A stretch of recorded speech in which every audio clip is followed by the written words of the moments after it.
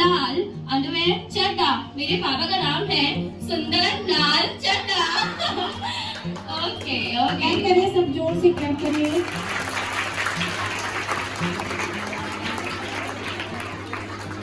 सो एक बार एक लड़का लड़की से मिलने जाता है, बोलता है स्वीट हार्ट तक मिलने क्यों नहीं आई, मैं वेट कर रहा था तुम्हारा।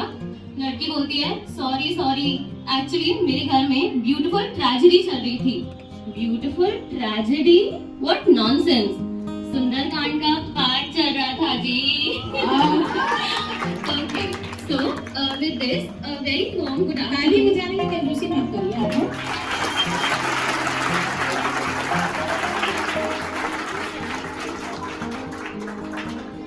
So yes, a very warm good afternoon to respected sir and all the teachers, and hello to all my dear students. Today, I, your dear RG ma'am, is here to share some tips for you all to be fluent, very fluent in English. बच्चों, here I am not saying कि मेरे इस lecture के बाद आपको all of a sudden पूरी English समझ में आने लगेगी, बट हमारा जो मोटिव है कि where you have to start, आपको प्रारंभ कहाँ से करना है इसका आइडिया जरूर मिल जाएगा। And once you all know कि हमें स्टार्ट कहाँ से करना है, क्या कैसे स्टार्ट कर सकते हैं, you all can learn very well. So अंग्रेजों को तो हमने अपने देश से निकाल दिया, लेकिन इस अंग्रेजी को नहीं निकाल पाए। People think that the one who can speak in English और has a mastery over language can do anything. अच्छी जॉब तभी मिलेगी जब हमें इंग्लिश आती है, अच्छा पार्टनर तभी मिलेगा जब इंग्लिश आती है। ये सारे कुछ कॉमन थॉट्स हैं जो हमारी सोसाइटी में बहुत ज़्यादा फेमस हैं। इन थॉट्स को साइड में रखते हुए अगर किसी एक रेस्टोरेंट में हमें वेटर की भी जॉब चाहिए, English is a very basic requirement है। सो इंग्लिश इनिशियली तो सिर्फ एक मीन्स ऑफ एक्सचेंज थी जिसके थ्रू लोग कम्युनिकेट करते थे, अपने आइडियाज एक्सचेंज करते थे। English is just a medium of exchange to convey one's thoughts, ideas, messages.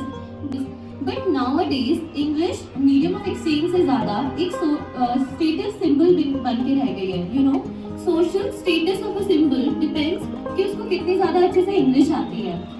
Social groups के अंदर डिस्क्रिमिनेशन होने लगता है। इनफैक्ट अप्रेजल और सैलरीज भी रुक जाती हैं अगर किसी कैंडिडेट को इंग्लिश नहीं आती। जब आप लोग इंटरव्यूज के लिए जाओगे तो इंटरव्यू के मन में सबकॉन्शियसली आ जाता है यार इसको इंग्लिश नहीं आती, ये कैंडिडेट इंटेलिजेंट नहीं है। So children, these are very common things that I am telling. Social divide create होने लगा हमारी सोसाइटी में अगर किसी को इंग्लिश नहीं आती है। बट फन की बात ये है कि इंग्लिश सीखना तो कभी टफ रहा ही नहीं है। English to learn English has never been tough, and this is the reason why I am here today. So to learn English is all about just four simple things. So बहुत easy है, repeat with me, LSRW, repeat, LSRW. Okay, with L children, L is for listening, which means सुनना, S is for speaking, which means बोलना, R is for reading, which means पढ़ना, and W is for writing, which means लिखना. So again a short story time. एक बार क्या होता है, एक आदमी अपने फ्रेंड को फोन करता है, ओके, पूछने के लिए कि मेरा दोस्त कैसा है। तो सामने से फ्रेंड की जगह उसकी वाइफ कॉल उठाती हैं और भाभी जी बहुत स्लो वॉइस में बोलती हैं, भैया he is resting in peace. Resting in peace? भाभी जी ये कब हुआ? क्या बताएं, अभी आधे घंटे पहले ही हुआ। अचानक 1 घंटे के अंदर सारे ऑफिस का स्टाफ वहाँ पर इकट्ठा हो जाता है वेयरिंग व्हाइट कुर्ता पजामा। तो सब लोग बोलते हैं बहुत ज्यादा दुख हुआ भाभी जी जानकर कि इनका देहांत हो गया। देहांत हो गया? व्हाट नॉनसेंस, आप ही ने तो कहा he is resting in peace. हाँ मैंने कहा वो पीसफुली रेस्ट कर रहे हैं, आधे घंटे हो गए उनको सोए हुए। सो कुछ वर्ड्स का अगर आप ट्रांसलेशन इधर उधर कर दें तो बहुत ज्यादा इंग्लिश में गड़बड़ हो जाती है। आपने देखा कैसे resting in peace which means मर गए, तो उन्होंने बोला पीसफुली रेस्ट कर रहे हैं। Point I would like to take is that English is all about practice. Okay, English is all about practice. आप चाहे कितनी भी किताबें पढ़ लें कि कैसे गाड़ी चलाई जाती है, आप ड्राइव नहीं कर पाओगे जब तक आप खुद से गाड़ी लेकर नहीं निकलते। ना मर्जी आप कितनी की किताबें पढ़ लें कि स्विमिंग कैसे करते हैं, ओके, पोती के पोती पढ़ लीजिए, लेकिन आपको स्विमिंग करना नहीं आने वाला जब तक आप खुद पानी में नहीं डूबते। वैसे ही children, never be afraid of mistakes in life. गलतियां तो सिर्फ सीखने के प्रोसेस का एक पार्ट होती हैं, right? Mistakes are only a part of the beautiful journey of learning. और अगर जो मिस्टेक से ही डर जाएगा, जो डर गया हो घर गया, ओके। ऐसे ही नवजोत सिंह सिद्धू, क्रिकेटर नवजोत सिंह सिद्धू, कपिल शर्मा शो में हमने उनको सबको देखा होता है। सो नवजोत सिंह सिद्धू की वाइफ ने एक लेटेस्ट इंटरव्यूज में बताया है कि सिद्धू जी हमेशा ना 98, 97, 96 रन बना के आउट हो जाते थे। क्योंकि इसके पीछे पता है रीजन क्या है? वो डेलिबरेटली आउट हो जाते थे। उनको लगता था सिद्धू बाजी को कि यार सेंचुरी बन गई तो सब लोग इंग्लिश में इंटरव्यू लेने आ जाएंगे। सो नॉट जस्ट चिल्ड्रन, अब बड़े बड़े लोगों को भी इंग्लिश का इतना ज्यादा फियर होता है।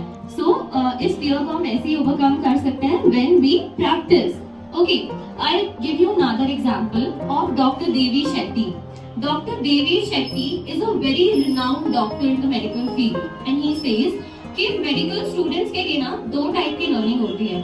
एक होती है जो मेडिकल स्टूडेंट्स के बच्चे जो हैं बेड साइड लर्निंग करते हैं, स्टूडेंट्स पेशेंट के अराउंड, उनके बेड के अराउंड जाके करते हैं। और एक मेडिकल के बच्चों की वो पढ़ाई होती है जो उनको क्लासरूम में कराई जाती है।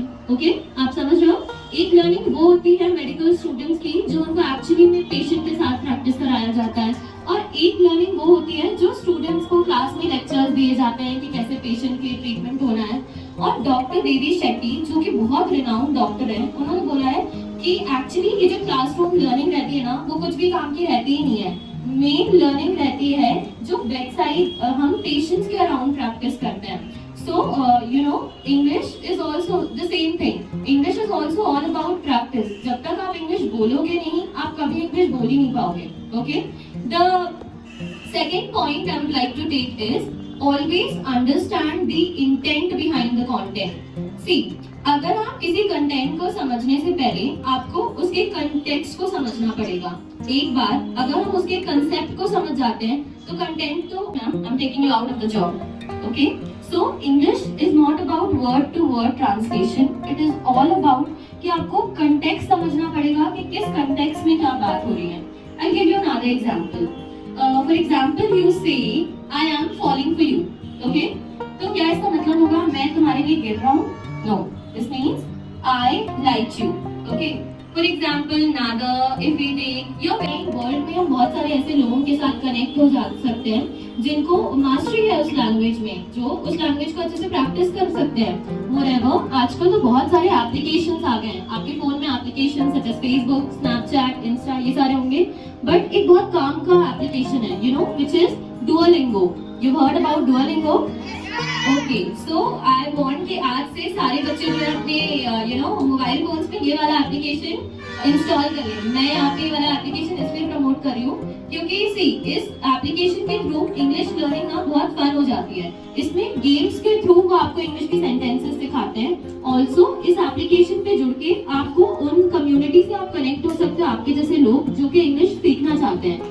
इसमें गेम्स के थ्रू हम बहुत ज्यादा वर्ड्स सीख सकते हैं और आपका कॉन्फिडेंस बहुत ट्रेमेंडसली इंक्रीज होगा। जबकि सीखे सिर्फ हमने छोटे छोटे शब्द ही हैं, हमने कोई बहुत लॉन्ग सेंटेंस या कोई बहुत टेक्निकल ग्रामर का रूल नहीं सीखना है। So always and always start with small words. Okay, आप लोग हमेशा रोज डिक्शनरी लो, उसमें से कोई 5 वर्ड्स ढूंढो और उन्हीं को पर्पसली बोलने की कोशिश करो। Okay, I hope you are understanding what I am saying.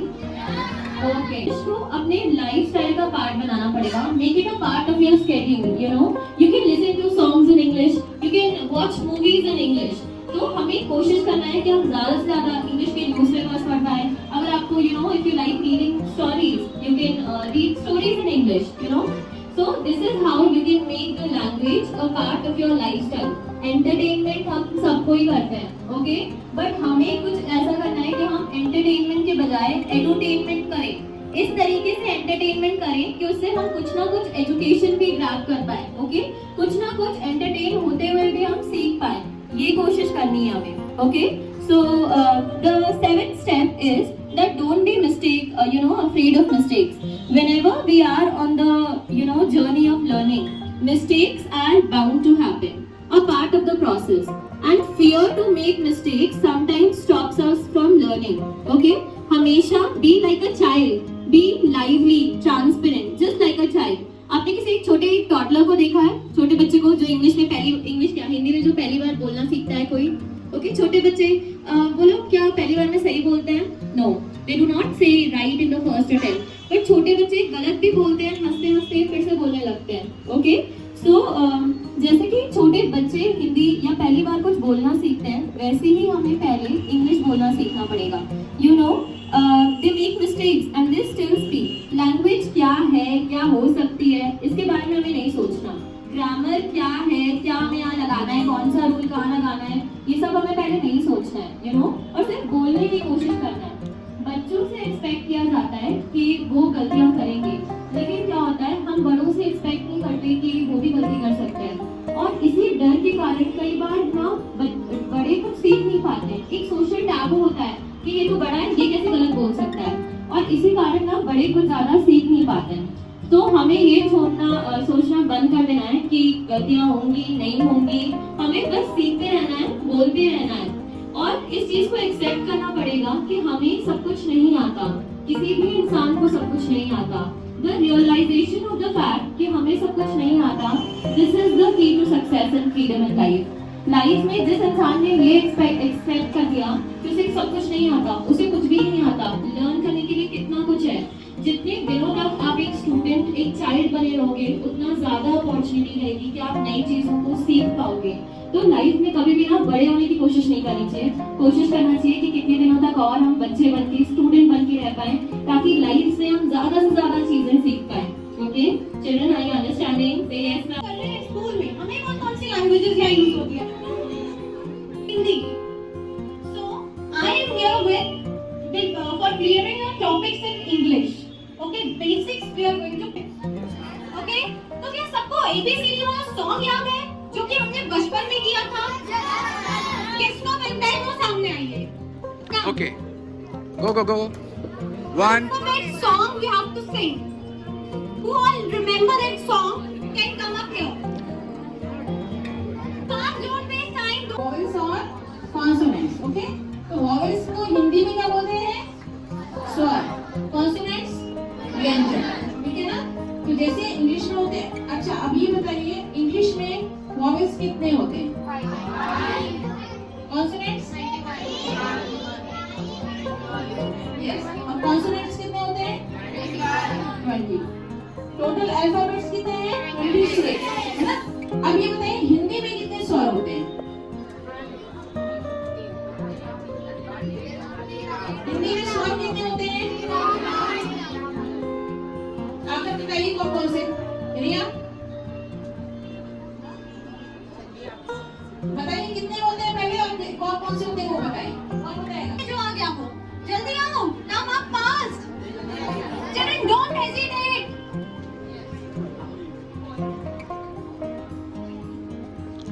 Poem नहीं होता है.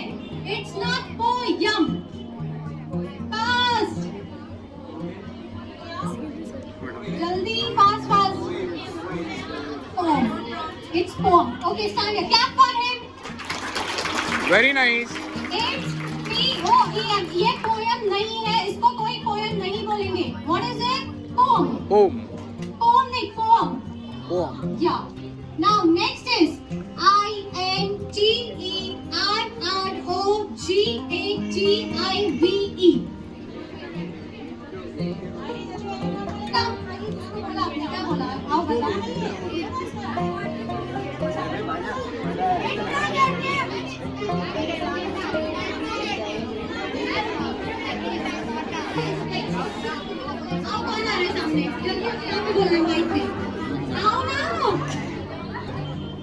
Interrogative. It's interrogative. क्या है? Interrogative. Please quite fast में था, एकदम करेक्ट तरीका